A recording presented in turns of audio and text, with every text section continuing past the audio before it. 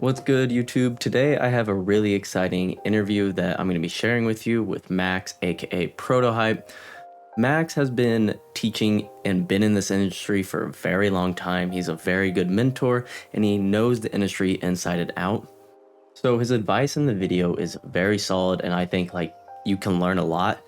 I learned a lot just self-reflecting, looking at it, even being in the interview, and also just editing it after, remembering things he said. It just really kind of clicked with me. So I hope you guys really enjoy it. For time's sake, I'm going to leave timestamps down below for you. And right now I'll pop up what the stuff we cover or all the questions we cover up here for you. So you know if it interests you. My advice is to watch the video all the way through. That way you can see how one answer reflects on another, because he kind of does that a couple times. I think it's really good advice. Shout out again to Protohype for taking time away from his busy touring schedule and interviewing in the green room. I do want to give you one little heads up before we go into the video, which is that we did record this in the green room, which was right above the stage. So I did have to do some noise suppression and gating to kind of cut out the music down below. That being said, you still kind of hear some rumble. There are some other people in the green room in the background, no talking or anything, but if you see some eyes wandering, just know there's some other things going on that I'm looking at and stuff. And it was a really, really good interview. So I hope you guys enjoy it, and let me know your favorite part. And that's really it. Let's do it.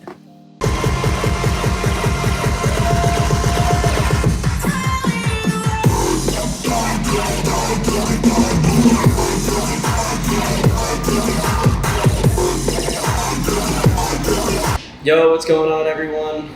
I got Protohype with me, and he's gonna answer your questions. So I'll let you introduce yourself right now. My name is Max. My artist name is Protohype. I'm from Nashville, Tennessee. I'm a bass music producer. And hello. Happy to be here with my boy Wheysted. Appreciate you taking time and answering everyone's questions and stuff. Yeah. They got a lot for you. So first question is, how long have you been producing for, and what was your big break moment in the industry? So I've been making music on the computer since I was 13, and I'm 32 now, so that's a while. But I started the Protohype project when I was 18. So the Protohype project has existed for 14 years. My big breakthrough, it's tough. I mean, my first big breakthrough was when I had my tracks signed to Excision's OG label, Rotten, in 2013, I don't know. And then I got a bunch of support from artists artists who shall not be named. So yeah, I'd say my big break was Young X giving me the love in 2013. Awesome. When you said you started the Protohype project in 2000, or when you were 18, so you had 5 years of producing, did you have any other side projects that you started? No, I mean, when I was young and in high school, I used to rap and make hip hop beats, and I was signed to this hip hop label. So that was kind of the birth of my computer music career, in FL Studio. And it wasn't serious, but it definitely was it got me, I bought my first Cubase pack and learned about what reverb was and compression and stuff like that when I was just a young lad. So that was the start, in high school. But I didn't really get serious even until Prototype started to take off, probably. Now, you said FL. Are you still exclusively FL? No, exclusively Ableton. I was, shout out Ableton forever. I was FL Studio before I really got into the serious side of music production. When I was really into sample-based hip hop, Heatmakers and Dipset and Just Blaze were huge, and those were huge influences for me, getting into music production.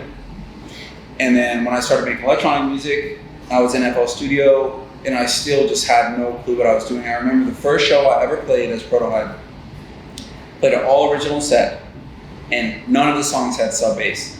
I thought that the songs just naturally had sub bass, and they didn't, and that was a rough night. And then I switched to Ableton, and then I really got into producing. I've always been songwriter first, engineering side second. Yeah. And they've kind of become even now, but in the beginning I was just like, oh, I can write melodies, and just didn't really consider the other stuff. So, but when I switched to Ableton was when I really got into production. Yeah, like really nerding. Next question was, the 2019 Lost Lands producer dip. You put that together, I believe. I did. Because I was there, and I remember, I forgot what class it was in, but I remember like you put it together and all that. So yeah, that was my shit. Yeah. Which was really, really cool. And it was before like anyone online was really teaching stuff from their own projects. So like it was so ahead of the time. I remember like everyone in that class was getting so much info. Especially me, I was like, I probably still might have like the original notes of like, do this, do that, Dion said this. Yeah, that was so, that was awesome. How did you coordinate that? It was an insane amount of work, and I basically called upon every homie favor I had in the bucket hat. Like anyone who was at Producers Den in 2019 at Lost Lands did it for free because I asked them to. And that was so cool of all those artists to do that. Yeah. And,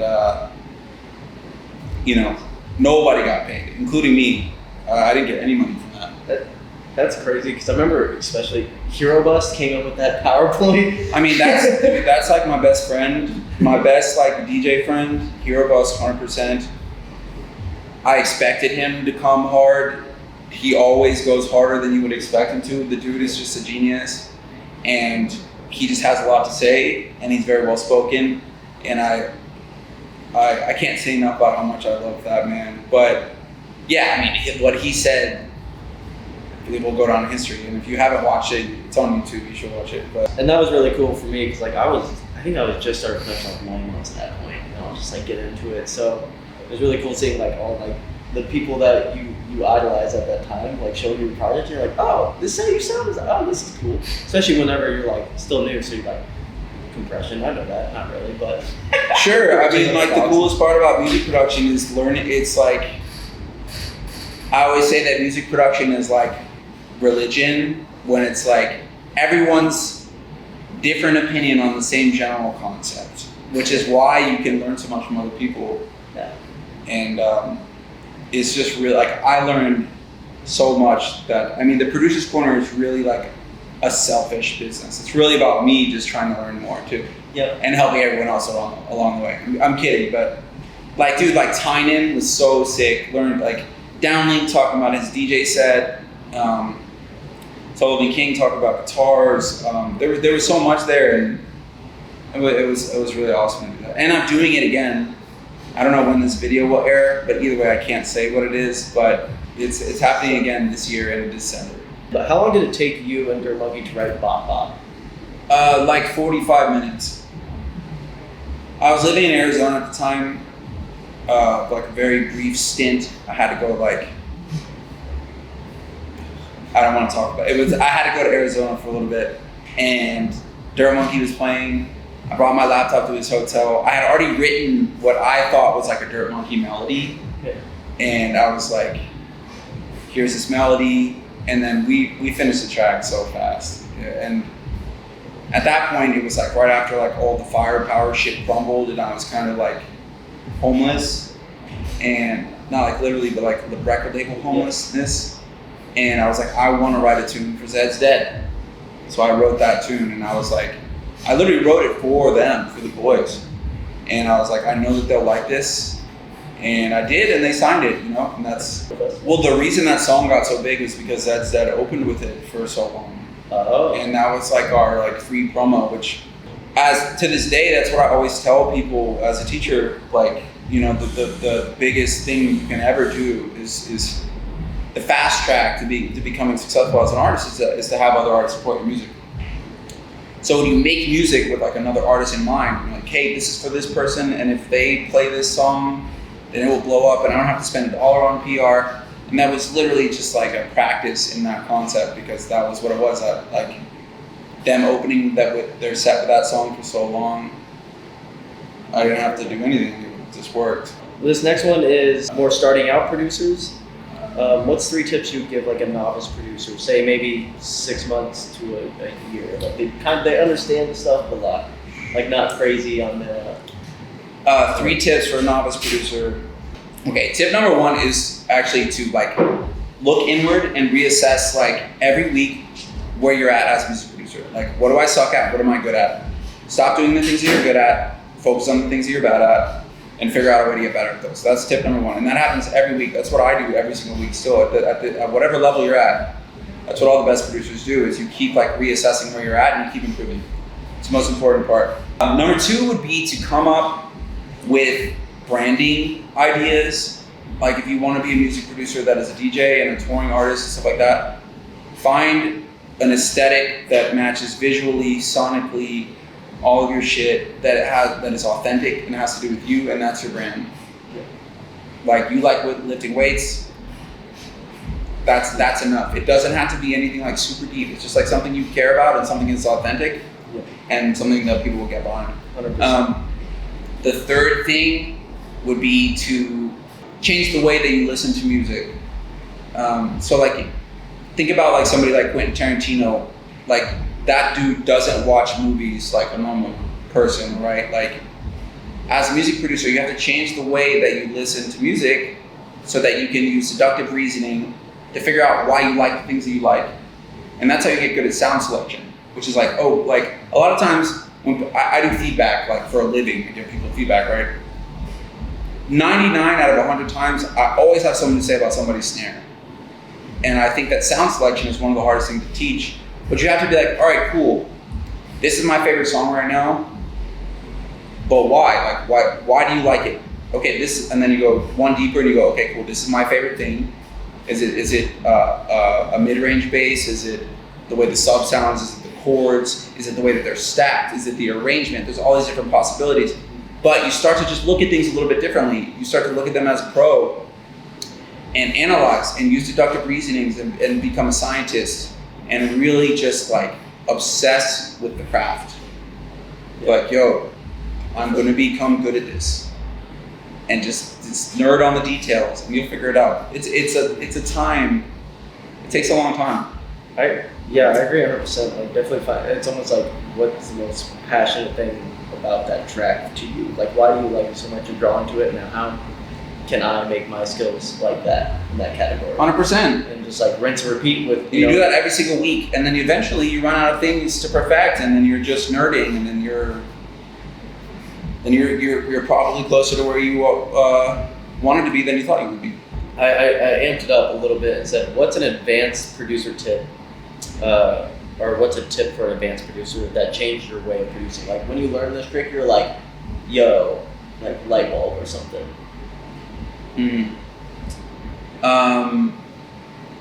An advanced tip would, I guess, like the first thing that comes to my mind is soft clipping. It doesn't seem like that much of an advanced tip, but like stop using limiters. And this is like just what's happening right now, whatever the date of this video is. Like the shit changes every 6 months, 9 months, whatever. But like, if your goal is to have loud bass music, then the answer to that is soft clipping. You stop limiting, you stop compressing, you soft clip instead. Soft clip all your groups. If you don't soft clip all your groups, then just soft clip on your master and use a loudness meter and use span and use like visual representations so that when your ears are fucked up and you've been producing for a long time, you can use something that your eyes will look at and tell you that something's wrong. 100%. I think that's perfect because like I'm a span like religious person. I'm always like, you use this to reference your stuff. It's amazing. It's free and like. If you don't use span or something that's comparable, you're bullshit. It's like, I don't know if we're on YouTube. I don't know if I can cuss. Okay. Yeah, but like, yeah, like you have to use. I mean, it's a crutch. It's not only a crutch. It's a support system. It will help. It'll help make you better. 100%. And so loudness, you're speaking, and you're saying like meta is a soft clip right now. So if you're talking like heavy dubstep, what's the range of like loudness you like to go to? I say the most like the quietest at the most quiet level you would be at like -7 lufs, right? Is that for live or for streaming? Well, here's the truth, is that like when you're making music, at least for me, the only thing I care about is, does my music translate to the club? And if it translates to the club, then great. Streaming, they'll turn it down. The most important thing is that they don't have to turn it up. Yes. Because when they turn it up, that's when things get fucked. They're gonna turn it down no matter what. Like if you listen to the last like 10 like Skrillex tracks, like 0 loves. They're absurdly loud. They just turn them down and it doesn't fuck your shit up. Yep. So like for me, my goal is like -6 loves. Like randomly I'll hit -3 somehow. Randomly I'll hit -7 and not be able to figure out why I can't get it louder. But as soon as I turn it up a little louder, it distorts. So like as long as you're not below 7, and that's below as in like closer to 10, so technically a higher number, right? Yeah. So 7, I think, is probably me. How do you like to overcome writer's block? Without sounding like a dick, I don't really ever get writer's block because I have all these different like ways in my pocket to draw inspiration. I truly believe that you can gathering inspiration is a skill, and you can get inspiration from anywhere. It doesn't mean you have to go onto like a mountaintop and like do yoga and meditate and all that shit. I mean, if you like, I do that.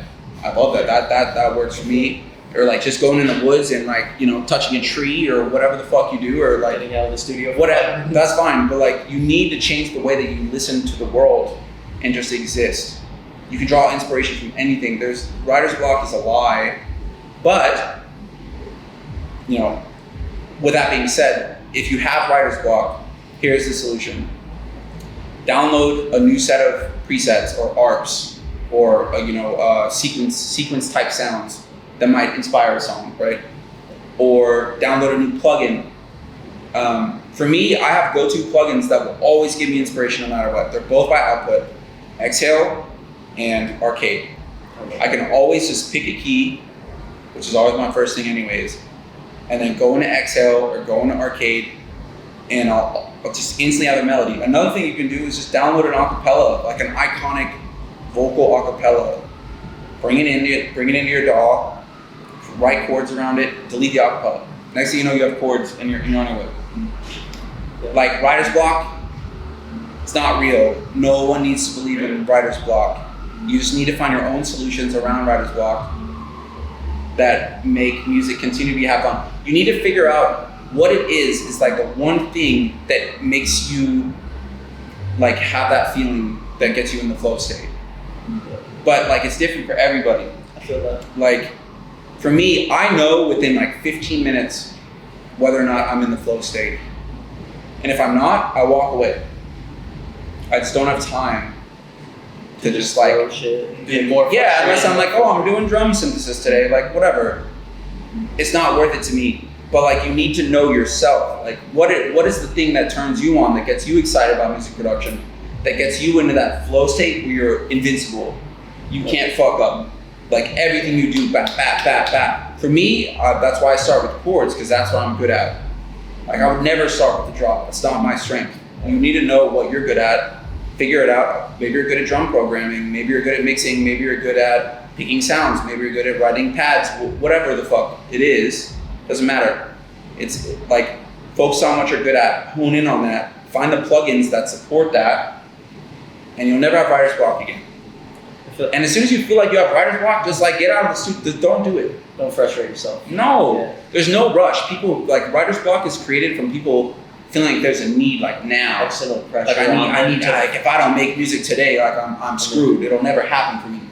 Like then that's so wrong. The only way it works out is if you just truly love making music. It's not like you need to like take the concept of like I'm gonna become a rich, famous musician and to throw it out the window. It sounds corny, but I think it's the truth that like look at the people who are truly successful artists. You can tell that they really love what they're doing. Follow your fucking dreams, you can do fucking anything!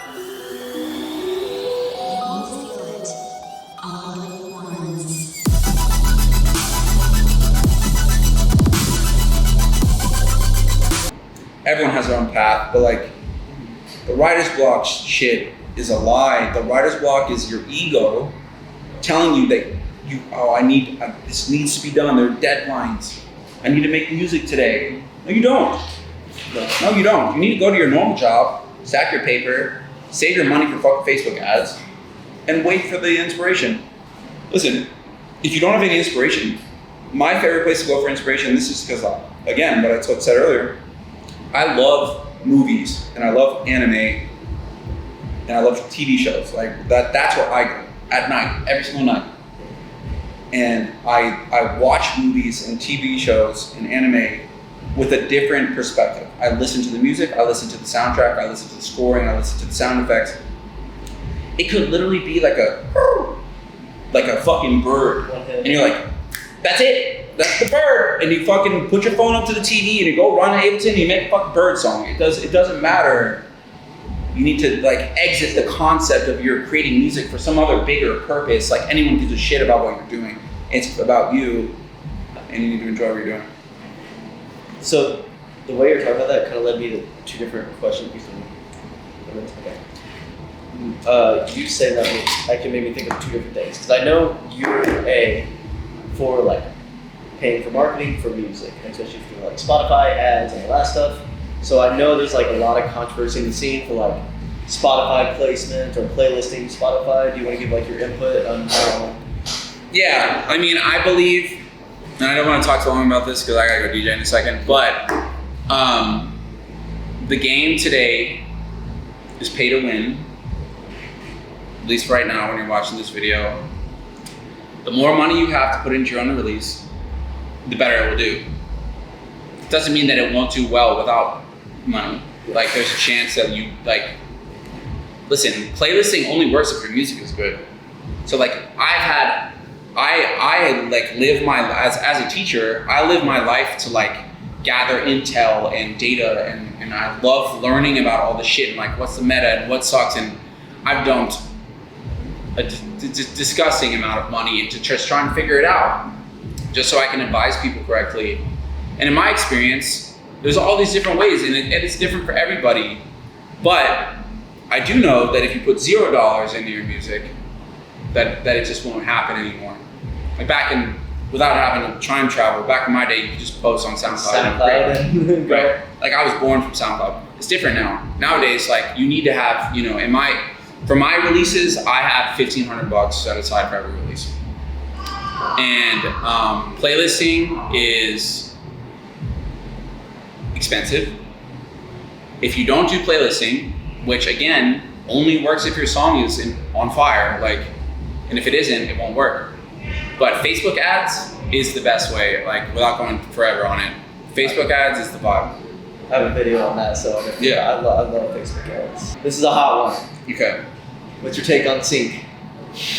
On what? On what? On CDJs. I don't have any problem with it.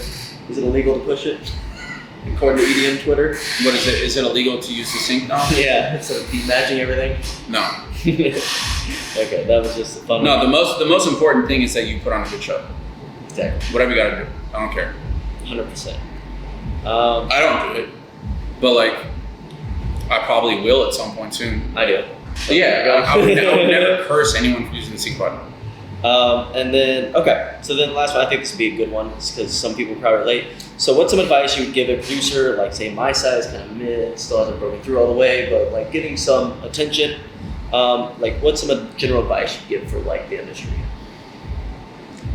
My general advice would be that the only way that you will become successful is that you fall in love with the grind, and you have to love it when it's whack, which makes it able to love when it's great. And it's a bunch of peaks and valleys. It's mostly valleys. But again, you're not doing this to become rich. You're doing it because you like making music. So with that being considered, you have to just become addicted to loving learning.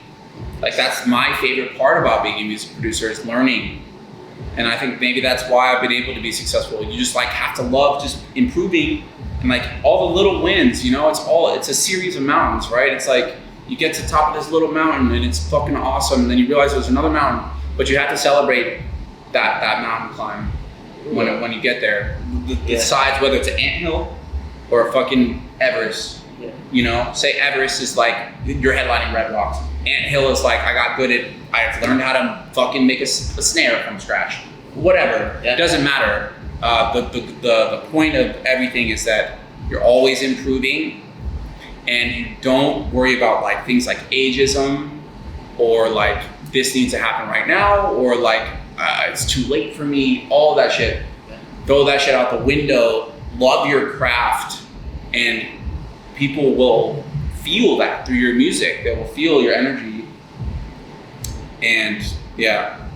That's solid advice. Well, dude, I really appreciate you taking some time out. I know you're about to literally just go play a show downstairs, Yeah. I appreciate your time and being open about this stuff. All day. I'm happy to be here. Thanks for playing the show, man. Hey, thank you. Appreciate you. The show. Go kill it. All right.